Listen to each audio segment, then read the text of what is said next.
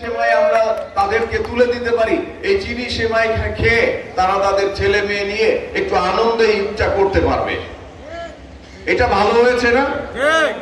এইটা উনি যে বলেছেন এবং ওনার নির্দেশে যে আমরা আপনাদের সামনে এই ঈদের উপহার আপনাদেরকে দিতে পারতেছি, এটা ভালো রাজনীতি না? অন্যদিকে এর আগে আমরা কি দেখতাম? এর বিপরীত দেখতাম, লুটপাট। দেখেন আজকে সবাই পালিয়ে গেছে। কোথায় গেছে? বিদেশে। তারা যে বিদেশে আগে আগে টাকা পাঠিয়েছে, এখন তারা সেখানে চলে গেছে। কিন্তু আমাদের নেত্রী খালেদা জিয়াও বিদেশে যায় নাই, আমরাও কেউ বিদেশে যাই নাই। যা হয়েছে এখানে থেকে আমরা যুদ্ধ করেছি তাদের সঙ্গে, তাদেরকে বিতাড়িত করেছি এই দেশ থেকে, কিন্তু আমরা বিদেশে যাই নাই।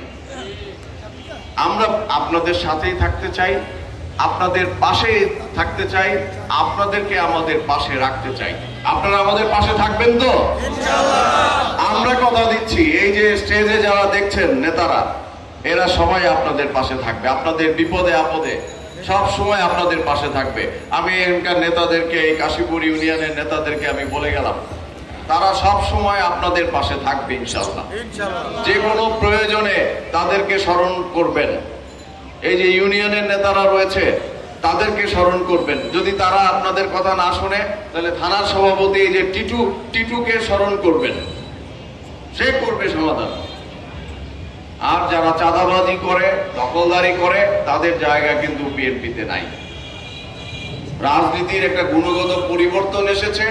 মানুষ এখন এই চাঁদাবাজ, ভূমিদস্যু, মাদক বিক্রেতা, দখলদার, এদেরকে এখন আর প্রশ্রয় দিবে না। এদেরকে এখন সাধারণ মানুষ আর পছন্দ করে না। আপনারা করেন পছন্দ? মাদক ব্যবসায়ীদেরকে পছন্দ করেন? করেন না। যারা চাঁদাবাজি করে, দখলদারি করে, ভয় দেখায়, নারী নির্যাতন করে, তাদেরকে পছন্দ করেন? তাদেরকে পছন্দ করেন না। কাজেই জনগণ যাদেরকে পছন্দ করে না, বিএনপিও তাদেরকে পছন্দ করে না।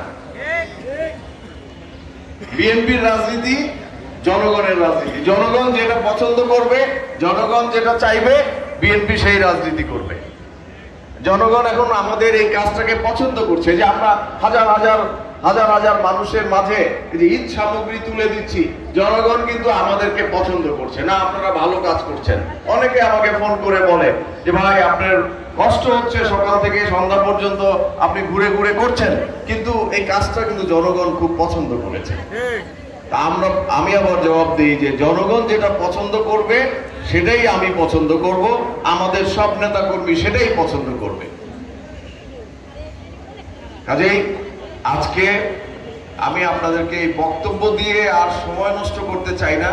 আপনারা খালেদা জিয়ার জন্য দোয়া করবেন, যেন তিনি সুস্থ হয়ে আবার আপনাদের মাঝে আসতে পারেন।